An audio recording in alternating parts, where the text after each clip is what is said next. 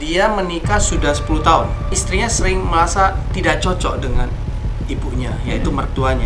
Prianya itu jatuh di dalam perselingkuhan. Dan memang diketahui istrinya, dia menemukan istrinya ada chat, ada WA di situ. Bagaimana ya, apa yang dia harus lakukan? Justru para pelakor atau pebinor itu biasanya triknya tuh ngambil hati dulu. Jahatnya mereka ya, sorry kata ya, disclaimer, mereka itu merasa bangga kalau bisa merebut milik orang lain. Itu saya dengar pengakuan para pelakor loh. Setiap keluarga pasti punya cerita, tetapi pastikan cerita kita menjadi berkat dan inspirasi bagi banyak orang. Bersama Tuhan, kita pasti bisa. Shalom semua sahabat keluarga Hati Ilahi, apa kabar? Kami berharap semua dalam keadaan baik-baik saja. Di video kali ini saya bersama suami saya yang tercinta ya, Edi. Kami sangat bersuka cita, berterima kasih sekali lagi untuk konseling, DM ya, nasihat, minta dikuatkan. Dan puji Tuhan beberapa waktu lalu kami berdua ya diberi kesempatan untuk juga boleh konseling beberapa pasangan suami istri yang memang sedang mengalami pergumulan yang cukup berat di dalam rumah tangganya. Nah, di sini kita tidak bisa mengambil semua masalah-masalah yang masuk ke kami, tetapi kami mengambil beberapa contoh yang memang sering terjadi ya. Mungkin dari masalah pria dulu ya. Kalau kita suami istri ya sudah sepakat kalau misalkan pria itu yang minta di konseling, saya sendiri yang akan menangani dia. Dan kebetulan hari ini saya ada milih beberapa orang-orang yang kami konseling. Hari ini yang salah satunya adalah bapak yang tinggal, seorang suami yang tinggal di Jakarta. Ceritanya adalah dia menikah sudah 10 tahun. Ya, jadi pernikahannya awalnya baik-baik, tetapi mereka menikah dan istrinya tinggal di rumah suaminya di mana ada ibunya. Jadi mertuanya sama istrinya, jadi mertua dari istrinya. Jadi mereka tinggal satu rumah. Nah, selama mereka menikah tinggal satu rumah dengan ibu dari suami itu, menurut dari suaminya, istrinya sering merasa tidak cocok dengan ibunya, yaitu mertuanya ya. Jadi ketidakcocokan, mungkin ibunya dari laki-laki itu suka mengatur, ya, sehingga sering sekali terjadi sudah ada percecokan yang dimulai dari masalah yang ibunya dari suami itu. Nah, akhirnya mereka itu bersepakat untuk pindah keluar dari rumah itu. Nah, setelah itu mereka pindah rumah, mereka berjalan, tetapi pada suatu waktu prianya itu jatuh di dalam perselingkuhan. Dan memang diketahui istrinya, dan akhirnya mereka bisa baikan lagi, mereka pulih, dan mereka berjalan lagi. Sekarang ini malah ketika suaminya sudah mulai baik sama istrinya, nah, dia menemukan istrinya yang berubah. Oh gitu. Nah, tapi waktu awal balikan mungkin masih biasa aja, masih manis kali ya waktu balikan ya. Betul. Ya mungkin ya kekecewaan istrinya mulai dari pertama ketika tinggal serumah dengan ibunya masih dipendem kali ya, kayaknya terus belum kedua beres. juga ditambah lakinya itu sempat cheating ya dengan istrinya. Jadi sehingga mungkin secara kasat mata seakan-akan pria dan suami dan istrinya sudah pulih. Nah, tetapi ternyata suatu hari istrinya berubah. Nah, waktu awal dia melihat istrinya berubah, dia tidak tahu kenapa itu perubahan itu. Nah, perubahannya apa tuh? Misalnya dingin, cuek lah ya, mungkin dia mulai cuek, terus jawabannya agak judes, ya kan. Jadi ya adalah perubahan, terus nggak mau terlalu berhubungan dekat, ya kan. Suka merasa menjauh lah ya, gitu, pengen gak menjauh nyaman ya. gitu istrinya. Ya, jadi hal-hal itu bahkan sampai hubungan intim pun mereka sudah mulai berkurang. Nah, itu yang dia sampaikan di awal-awal, di mana dia menemukan perubahan dari istrinya. Sampai suatu hari tanpa dia sengaja, ketika ada laptop terbuka ya, jadi kebetulan dia buka laptop itu, dan dia menemukan istrinya ada chat, ada WA di situ. Nah, ada WA, dan kebetulan dia baca komputer istrinya tanpa dia sengaja dia lihat, ternyata di chat itu dia menemukan istrinya dengan laki-laki lain. Oh, oke. Nah, kebetulan laki-laki itu bukan orang yang dia tidak kenal, dia kenal sebetulnya. Nah, apa yang dilakukan sama suaminya, ya akhirnya suaminya mencari pria itu, dan kebetulan pria itu adalah seorang duda. Seorang duda. Ya, seorang duda, tapi secara ekonomi lumayan mapan ya. Suami itu mencoba mengingatkan laki-laki yang mencoba berhubungan dekat dengan istri itu. Nah, sekali lagi laki-laki itu mencoba bilang, iya, saya akan mencoba menjauh. Nah, dan setelah itu beberapa kali tetap ditemukan ada chat yang berlanjut, dan sempat ditegur sama suaminya, dan dia tetap berkata, ya, saya sudah menjauh. Tapi kebetulan memang istri dia yang ngechat dia, jadi dia jawab gitu. Nah, tapi sampai hari ini perkembangan hubungan suami istri sampai hari ini, mereka itu masih satu rumah, tetapi mereka itu sudah tidak saling peduli maksudnya. Tapi laki-lakinya sebetulnya ingin baikan. Tapi karena dia lihat istrinya sudah berubah cuek, akhirnya dia juga serba salah. Dia mau dekat istrinya nggak mau dideketin, ya kan. Dan terakhir ini dia sering nanya ke saya, bagaimana ya, apa yang dia harus lakukan. Ya, saya bilang sebagai suami, ya pertama kita harus dekat sama Tuhan. Kita bawakan masalah ini, pergumulan ini di hadapan Tuhan. Bahkan kalau perlu dia ambil doa puasa ya buat istrinya. Kalau istrinya tidak mau berdoa, ya dia bisa berdoa dengan anak-anaknya ya buat istrinya. Dan untuk ke laki-laki itu ya dia cuma bisa mengingatkan dia kembali, karena kan konteksnya istrinya masih statusnya ada istri dia berhak untuk mengingatkan laki-laki supaya tidak mendekati istrinya. Jadi apapun sebetulnya yang dialami saat ini, kita tidak tahu persisnya kapan hati istrinya bisa balik ke suaminya. Tetapi yang bisa dia pastikan adalah dia harus bergantung sepenuhnya kepada Tuhan. Ya, masalah waktu adalah waktunya Tuhan. Kita tidak pernah bisa tahu kapan istrinya. Tapi saya bilang tetap tunjukkan respon kasih. Ya, sekalipun istrinya kadang jawabnya dingin, bahkan kadang-kadang kalau nggak penting istrinya nggak jawab lewat WA, nggak jawab. Ya, kecuali kalau nanya tentang anak, istrinya mungkin jawab. Kalau yang lain nggak terlalu direspon. Jadi saya bilang yang penting sekarang ini fokus bangun hubungan dengan Tuhan, doakan istri saudara, dan tetap di dalam rumah itu harus jaga damai supaya iblis itu tahu di mana iblis itu udah mau hancurkan rumah tangga Bapak harus bisa bertahan. Ya, jangan sampai keluarga ini hancur. Itu yang saya sampaikan sih.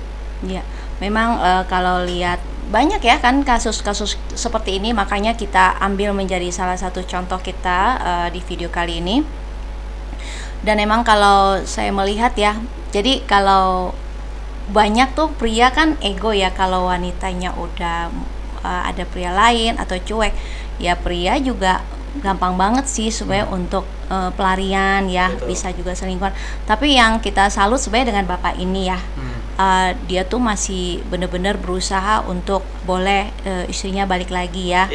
Tetapi dia tuh benar-benar eager untuk rumah tangganya baik lagi ya. Cuman permasalahannya kan ya memang ya kan kita banyak ya yang seperti ini, prianya ingin mempertahankan, mau balik lagi dengan istrinya supaya manis lagi, tapi istrinya sampai sekarang ya gitulah, dingin, cuek. Dan ya kita sebagai hamba Tuhan kan cuman terus menguatkan, menasehatkan, mendoakan ya, dan juga kita selalu berharap bahwa untuk mereka yang masih dalam masalah penantian pertolongan Tuhan itu memang harus kuat dalam doa. Ya. Dan salah satunya kenapa dia mau dikonseling, karena dia melihat kesaksian hidup kita, di mana kita juga pernah sampai di titik kita gagal, kita berpisah, tetapi akhirnya kita bisa berbalik. Nah, itu membuat satu motivasi dia supaya dia berjuang. bagaimana hati istrinya bisa kembali ke dia. Iya, dan saya juga sebenarnya mau kasih suatu tips juga ya. Waktu saya dengan suami lagi waktu masih pisah waktu itu, kenapa hati saya tuh bisa sedikit demi sedikit sebenarnya mulai walaupun kepahitan masih ada ya, tapi kan kayak ada luluh sedikit dulu karena kamu kan masih perhatian gitu. Kadang-kadang kirim bunga juga, kirim coklat gitu kan, lucu kan, padahal kamu udah punya wanita lain gitu kan, masih perhatian sama saya gitu kan. Terus masih sering WA untuk bertanya soal kantor kan, sampai saya mikir, ih dia udah punya cewek, nggak cemburu tuh ceweknya, sampai saya mikir gitu loh. Satu sisi agak juga, ya ampun, ini dia masih mikirin kita juga ya. Terus yang saya salut juga, ya kan kita memang masih serumah, walaupun kamu di bawah, saya di atas kan, kita juga cuek-cuekan kan. Saya sih salut gini loh, ya memang kadang-kadang kalau dipikir tuh gini loh, kita udah pisah, tapi kamu tuh, ya ampun, kamu kan suka karaoke ya, nyanyi-nyanyi gitu, nyanyi lagu Tuhan gitu kan, kencang lah. Saya di kamar dengernya tuh kadang-kadang sebel juga, ih lu udah nyakitin gue, masih lagu-lagu rohani lagi, lu kayak dua manusia yang berbeda banget sih gitu ya. Berani lagi nyanyi lagu rohani gitu kan. Nah tapi kan kamu sering begitu kan. Nah cuman akhirnya flashback ke sini, saya tuh cuman merasa gini loh, ya memang pasti Tuhan denger ya, maksudnya kamu lagi jatuh di dalam dosa, saya juga jatuh di dalam dosa, tapi kita ya tetap cari Tuhan gitu loh. Secara pribadi kita tidak pernah meninggalkan Tuhan, ya kan? Ya itu sih yang akhirnya saya tarik balik. Satu pesan yang saya selalu bisa kasih ke setiap orang yang lagi masalah, sekalipun kita masalah sama orang, sama Tuhan jangan masalah ada intinya. Karena yang memberikan pertolongan kan nanti Tuhan sendiri. Kalau kita udah masalah dengan orang, tuh sama Tuhan juga nggak nyari siapa yang menolong kita masalahnya. Nah itu yang saya lihat, dan kayak waktu saya juga lagi masalah sama kamu kan, kita tetap cinta Tuhan, cari Tuhan ya, sama kayak waktu tadi kemarin yang Bapak Herman kesaksian juga kan, di tengah-tengah dia keterpurukan, dia tetap cinta Tuhan, cuma memang nggak taat. Nah itulah, cuma yang saya lihat, apapun masalah kita ya, tetap kita cari Tuhan, karena kita tidak pernah tahu waktunya Tuhan akhirnya menunjukkan pertolongan. Itu yang saya sering lihat kesaksian. Jadi untuk bapak yang lagi berjuang untuk supaya istrinya pulih kembali lagi, jangan pernah menyerah bapak-bapak ya. Suami ya memang sih kadang sedih, penolongnya tuh kayaknya lagi lari sama pria lain ya. Harusnya kan penolongnya yang mendampingi dia gitu untuk doakan. Ya kalau keadaan penolong lagi menyelinap kemana-mana ya, bapak tetap kuat di dalam Tuhan ya.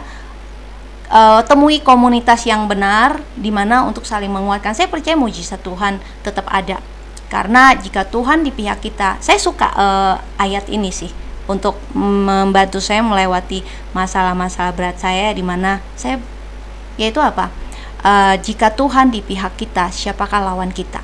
Jadi dalam keadaan apapun ya, terpuruk sekalipun, ini kan keadaan terpuruk dia ya, kayaknya sedih tanpa penolong. Betul, ya jiwanya terpuruk, rohaninya ya, kan. Pagi juga dia sempat pagi ini juga chatting sempat lagi masih ya. Chat. Jadi bahwa dia sudah mencoba, tapi sering sekali dia sempat merasa ingin menyerah. Tetapi ya kembali lagi, saya kuatin, saya bilang tetap berharap, karena kita tahu pencuri itu datang untuk mencuri, membunuh, dan membinasakan. Jadi pertama dia curi damai sejahtera Bapak, terus lalu dia mau merusak segala hubungan keluarga yang selama ini Bapak coba bangun, dan akhirnya dia menghancurkan semua.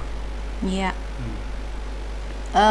Terus satu lagi ya, untuk para istri yang sedang lagi asik berkelana ya, ya saya cuman bisa kasih pesan ya, sebagus-bagusnya pria selain suami yang pertama ya, saya khawatirnya cuman manis di awal doang sih ya, karena kita juga banyak menyaksikan ya. Karena biasa deh pria kalau mau menarik hati perempuan kan awalnya manis-manis itu semua sama ya. Justru para pelakor atau pebinor itu biasanya triknya tuh ngambil hati dulu, dan kadang-kadang jahatnya mereka ya, sorry kata ya, disclaimer, mereka itu merasa bangga kalau bisa merebut milik orang lain. Itu saya dengar pengakuan para pelakor loh, mereka tuh bahagia, bangga, merebut, dan makanya mereka tuh kayak seperti kayak agresif untuk menunjukkan versi terbaik mereka. Tapi kalau pas sudah dapet kan belum tentu sebaik itu. Karena rata-rata gini, setiap orang itu yang cari ke wanita lain, membangun hubungan yang di luar daripada hubungan pernikahan, selalu mereka berusaha cerita kepada lawan jenisnya bahwa mereka mengalami masalah dalam rumah tangga. Jadi sehingga ketika dia mencoba menceritakan masalah rumah tangga, nah pelakor itu melihat ada celah, dan sehingga dia akan berusaha lebih baik daripada istri yang di rumah, sehingga itu menjadi celah sebetulnya. Jadi sebenarnya masalah rumah tangga baiknya kita cerita jangan kepada lawan jenis, karena akhirnya kita membuka celah di mana wanita lawan jenis itu melihat ada kesempatan untuk mengambil hati, untuk empati, dan dia akan bersaing dengan istri di rumah bahwa dia lebih baik. Nah, juga jangan ngobrol bercerita dengan lawan jenis. Nah, di sisi wanita, kalau dia menemukan pria yang dia bisa curhat ya pasti nyaman lah. Apalagi kalau pria itu bisa memberikan ya materi ya buat dia, pasti dia nyaman lah gitu. Nah, makanya untuk para pria juga ya, kalau udah dalam keadaan istri seperti itu, sebaiknya memang tahan emosi ya kalau saya dari sisi saya. Karena semakin prianya emosi, istrinya akan semakin terluka dan semakin akan menjauh lagi dengan suaminya. Karena dia kan kan bandingin dong sama pria ini manis baik banget gitu kan. Ya kan. Makanya gitu. Saya bilang satu-satunya ya kamu hadirkan Tuhan di dalam rumah tangga kamu dengan memuji, menyembah Tuhan setiap waktu, dan ketika istri setiap hari dia mendengar ada pujian penyembahan, saya percaya sekali bahwa waktu Tuhan akan terjadi. Kuasa Tuhan akan bekerja karena hadirat Tuhan yang dihadirkan di dalam rumah tangga itu pasti akan bekerja. Ya betul. Maka Mazmur 128 saya percaya akan digenapi, di mana suami takut akan Tuhan, maka rumah tangganya akan seperti pohon zaitun yang terus berbuah. Iya, betul. Jadi istilahnya kalau dari kasus ini istilahnya prianya yang harus inisiatif menghadirkan Tuhan dulu ya. Biasanya kan wanita tuh yang tiang doa, penolong, tapi kalau dalam kasus ini ya mau nggak mau ya si prianya ya. Mungkin kan maaf kata ya, mungkin bapak ini dulunya juga pernah menabur benih jahat buat istrinya kan. Jadi ya bayar harga juga sih sebenarnya ya kalau dikatakan seperti itu ya. Jadi bayar harga dengan mau datang kepada Tuhan. Ya mungkin dulunya maaf ya, mungkin bapak dulu juga nggak deket sama Tuhan, mungkin ya sibuk kerja atau belum begitu memahami fungsi imam ya kan. Nah, pernah jatuh di malah pernah jatuh lagi ke dalam dosa ya, menimbulkan luka ya. Memang saat ini juga harus bayar harga juga ya menghadirkan Tuhan. Mungkin justru mengambil momen ini sebagai anggap waktu bertobat ya. Betul. Ya kan seperti momen diem-dieman istilahnya, tapi suaminya dulu yang bertobat, mengakui dosa di hadapan Tuhan. Dan saya percaya Tuhan Allah yang hidup bisa melihat hati orang yang bertobat. Di saat pria bertobat, saya percaya akan menggugah hati Tuhan, ya kan?